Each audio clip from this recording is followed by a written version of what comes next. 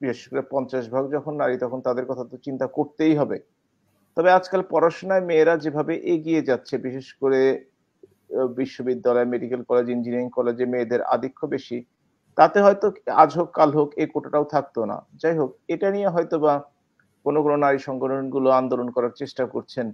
কিন্তু এর বাইরে যেগুলো আছে সেগুলোতে আসলে আ সরকার থেকে যে নির্বাহী আদেশ দেওয়া হয়েছে কোর্টের রায়ের পরে, তা আসলে যুক্তিযুক্ত এবং এটাই হওয়া উচিত। তো এই দাবি আগে মানে নাই কেন? দাবি এখন মানা হচ্ছে কেন? এই দাবি সরকার 18 সনে মেনে নিয়েছিল। সরকার এই দাবিটি বাতিল করে নাই।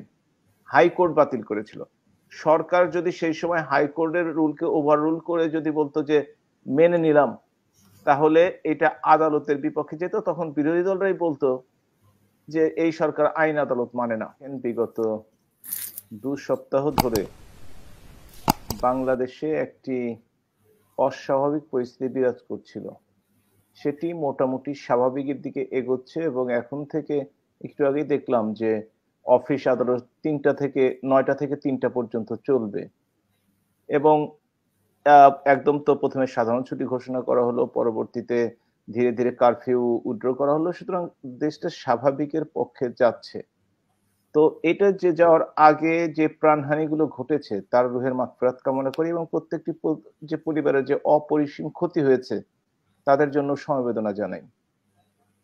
আ ছাত্রদেরকে আপনি বলেছেন যে ৩ জনের কথা। আমি আজকে সকালে পত্রিকা পড়ছিলাম। বিকেলে অবশ্য দেখার সময় হয়নি। তাদের সম্বন্ধে বলা হয়েছে যে তারাও তাদের নিরাপত্তাহীনতায় ভুগছিল এবং নিরাপত্তাহীনতায় ভোগার জন্য তাদেরকে নিরাপদে সরিয়ে নেওয়া হয়েছে।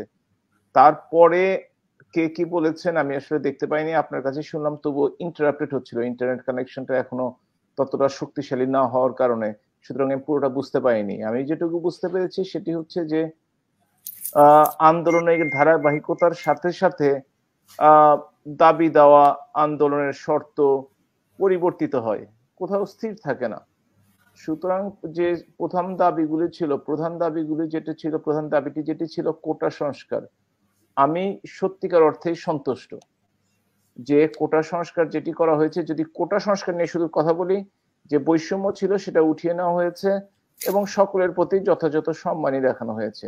সুতরাং এইটা অ্যাপিলেট ডিভিশনের রায়টাকে সবাই মেনে নিয়েছে এবং স্বাগত জানিয়েছে। আমার মনে হয় না ২-১ জন ছাড়া। তবে হ্যাঁ, এর মধ্যে নারী কোঠা ছিল, যারা অনগ্রসর তাদেরকে, বিশেষ করে 50 ভাগ যখন নারী, তখন তাদের কথা তো চিন্তা করতেই হবে। তবে আজকাল পড়াশোনায় মেয়েরা যেভাবে এগিয়ে যাচ্ছে, বিশেষ করে বিশ্ববিদ্যালয়, মেডিকেল কলেজ, ইঞ্জিনিয়ারিং কলেজে মেয়েদের আধিক্য বেশি। তাতে হয়তো আজ হোক কাল হোক এই কোটাটাও থাকতো না। যাই হোক, এটা নিয়ে হয়তোবা কোনো নারী সংগঠনগুলো আন্দোলন করার চেষ্টা করছেন। কিন্তু এর বাইরে যেগুলো আছে সেগুলোতে আসলে আ সরকার থেকে যে নির্বাহী আদেশ দেওয়া হয়েছে কোর্টের রায়ের পরে, তা আসলে যুক্তিযুক্ত এবং এটাই হওয়া উচিত। তবে পৃথিবীর প্রত্যেকটি দেশের মতো এটি পরিবর্তনশীল। যখন যেখানে প্রয়োজন হবে তখন সেখানে সেটি করা হবে। এ নিয়েও কোনো সন্দেহ নেই। জি। আ আসলে য কোটা মেনে নেওয়া হয়েছে বা প্রধানমন্ত্রী যেটা বলেছেন যে যত কিছু আমরা মেনে নেই আবার আরেকটা দাবি সামনে চলে আসে। কিন্তু তার যখনই কোটা মেনে নেওয়া হয়েছে তার আগে কিন্তু অনেক ধরনের ঘটনা ঘটে গেছে। যেমন আন্দোলনকারীদেরকে অনেকে রাজাকার বলছিল এবং সেখানে কোর্টের রায়ের আগে কয়েকটা মানে হত্যা হয়েছিল। তখন আর মানে সেই ছাত্রদের সেই মানসিক অবস্থা বা আন্দোলনকারীদের সেই মানসিক অবস্থা ছিল না। তো এটা কি আপনি যৌক্তিক মনে করবেন না যে আন্দোলনকে তাকে তখন যে কন্টিনিউ ছিল এবং আপনি ইন্টারনেট বন্ধ হয়ে গেছে, পুরো বাংলাদেশ অন্ধকার হয়ে গেছে, পুরো বিশ্ব থেকে আলাদা হয়ে গেছে। কারফিউ, ইন্টারনেট বন্ধ, সামরিক বাহিনীর বেসামরিক প্রশাসনকে সহযোগিতা করা, এটি একই সূত্রে গাঁথা। কারণ দেশে যেভাবে প্রাণহানি ঘটছিল তাতে এটি বন্ধ করার এছাড়া কোনো উপায় ছিল বলে আমার মনে হয় না। তবে আপনি যে প্রথম প্রশ্নটি করেছেন, আমার নিজের মনেও প্রশ্ন আছে। এটা একটি দীর্ঘসূত্রিতা। আপনি চিন্তা করে দেখেন। এইটা কোটা বৈষম্য বা কোটা বিরোধী আন্দোলন হয়েছিল ২০১৮ সনে, আজ থেকে ৬ বছর আগে। সেই সময়টিতে একটি নির্বাহী আদেশে কোটাটি বাতিল করে দেওয়া হয়। পরবর্তীকালে ৬ বছর পরে হাইকোর্ট, এইটা হাইয়েস্ট অথরিটিও নয়, তারা কেসের মেরিট বিবেচনা না করে তারা একটি সিধেল চুরি কিংবা একটি ডাকাতি কেসে যেভাবে রায় দেন সেইভাবেই জনগণের মনের আকাঙ্ক্ষা, ছাত্রদের মনের আশা আকাঙ্ক্ষা না বুঝেই তারা সেটা বাতিল করে দিল।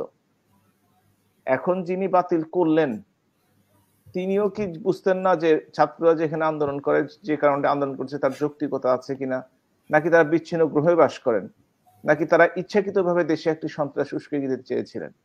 এবং আপনি চিন্তা করে দেখেন যে সরকারে যখন কেউ থাকে তাকে তো অবশ্যই দায়িত্ব নিয়ে থাকতে হয়, এবং দায়িত্ব নিয়ে থাকতে হয় বলেই চাইলেই সবকিছু করা সম্ভব হয় না।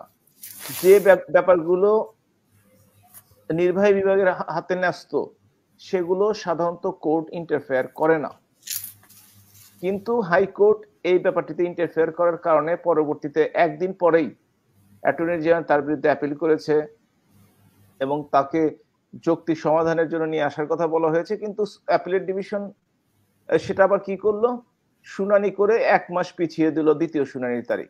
এই যে উস্কে দেওয়া, এবং প্রধান বিচারপতি তখন হয়তো বলেছিলেন যে আন্দোলন করে আসলে গতিপথ পরিবর্তন করা যায়। পরবর্তীতে অবশ্যই এটা ঠিক প্রমাণিত হয়নি যে আন্দোলনের মাধ্যমে অর্জিত হয়েছে, এবং এর জন্য যে প্রাণহানি হলো আসলে কেউই এর দায়িত্ব এড়াতে পারে না। কেউই দায়িত্বশীলতার পরিচয় দিয়েছে বলে যাদের যাদের দায়িত্বশীলতার পরিচয় দেওয়ার কথা ছিল, কারণ যে তাণ্ডবটি চালিয়েছে ঢাকাতে, আমি ঢাকাতেই ছিলাম, সারা বাংলাদেশে আমি যাই না, তবে রংপুর, নারায়ণগঞ্জ, বিশেষ করে যাত্রাবাড়ি, উত্তরাতে যা হয়েছে, চিটাগাংয়ে নরসিংদীতে জেল ভেঙে পালানো।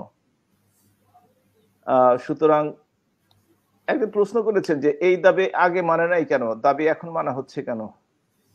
এই দাবি সরকার 18 সনে মেনে নিয়েছিল, সরকার এই দাবিটি বাতিল করে নাই, হাইকোর্ট বাতিল করেছিল।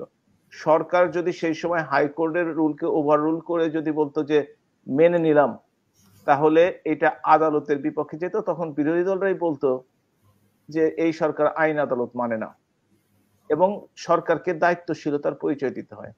এই দায়িত্বশীলতার পরিচয় দিয়ে এর মধ্যে কেউ ঢুকে যে এই যে সন্ত্রাস, অগ্নিসংযোগ, ভাঙচুর, রাষ্ট্রীয় সম্পদের ক্ষতি এগুলো হয়েছে, এগুলো কোনোভাবেই গ্রহণযোগ্য না। যারাই এর সাথে জড়িত, যারাই, তাদেরকে এই বিচারের আওতায় আনা উচিত এবং তাদের বিচার হওয়া দরকার। তারা রাষ্ট্রের বিরুদ্ধে, আমি কিন্তু সরকারের কথা বলি না, বলছি রাষ্ট্রের বিরুদ্ধে রাষ্ট্রীয় সম্পদ তারা ধ্বংস করেছে। সুতরাং অবশ্যই যেই করে থাকুক না কেন, যারা হত্যা করেছে, যারাই হত্যা করে থাকুক নাকি, তাদেরকে বিচারের আওতায় আনা উচিত।